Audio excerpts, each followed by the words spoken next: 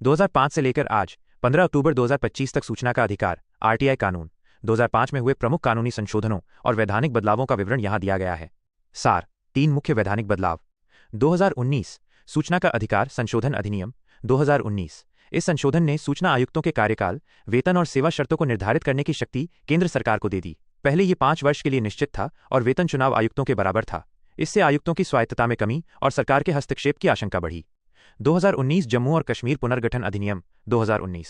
इस अधिनियम के तहत जम्मू कश्मीर में लागू राज्य का अपना आरटीआई कानून 2009 निरस्त हो गया और वहां केंद्रीय आरटीआई कानून 2005 लागू किया गया। इससे पूरे देश में एक समान सूचना का अधिकार कानून लागू हुआ, लेकिन स्थानीय राज्य सूचना आयोग को समाप्त कर दिया गया।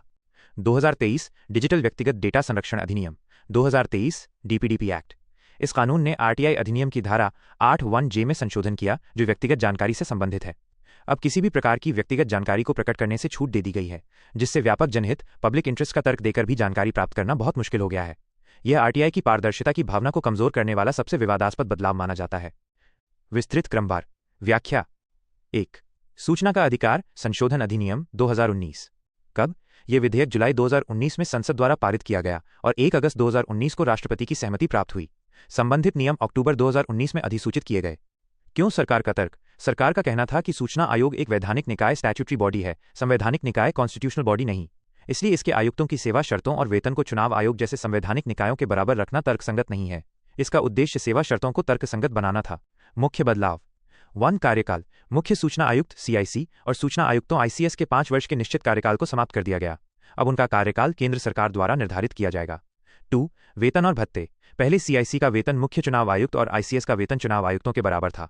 संशोधन के बाद वेतन और भत्ते भी केंद्र सरकार द्वारा नियमों के माध्यम से तय किए जाएंगे। 3. राज्य सूचना आयुक्तों एसआईसीएस के लिए भी कार्यकाल और वेतन निर्धारित करने की शक्ति केंद्र सरकार को मिल गई। प्रभाव और विवाद। स्वायत्तता में कमी। आलोचकों का मानना है कि ये संशोधन सूचना आयोगों की स्वतंत्रता पर सीधा हमला है। यदि आयुक्तों का कार्यकाल और वेतन सरकार के नियंत्रण में होगा तो वे सरकार के खिलाफ साहसिक निर्णय लेने से हिचकिचा सकते हैं। शक्ति का केंद्रीकरण। इस बदलाव ने केंद्र सरकार को सूचना के अधिकार के तंत्र पर अभूतपूर्व नियंत्रण प्रदान किया, जो कानून की मूल भावना सरकार को जवाबदेह बनाना के विरुद्ध है। 2. जम्मू और कश्मीर पुनर्गठन अधिनियम 2019। कब? यह अधिनियम 5 अगस्त 2019 को पारित हुआ और 31 अक्टूबर 2019 से प्रभावी हुआ। क्यों? जम्मू और कश्मीर का विशेष दर्जा समाप्त कर उसे 2 केंद्र शासित प्रदेशों जम्मू और कश्मीर और लद्दाख में पुनर्गठित किया गया। इसी प्रक्रिया के तहत कई केंद्रीय कानून वहां लागू किए गए। आरटीआई पर असर। इस अधिनियम ने जम्मू और कश्मीर सूचना का अधिकार अधिनियम 2009 को निरस्त कर दिया, जो केंद्रीय कानून से कुछ मामलों में अधिक शक्तिशाली माना जाता था। अब जम्मू कश्मीर और लद्दाख में केंद्रीय सूचना का अधिकार अधिनियम 2005 पूरी तरह से लागू है।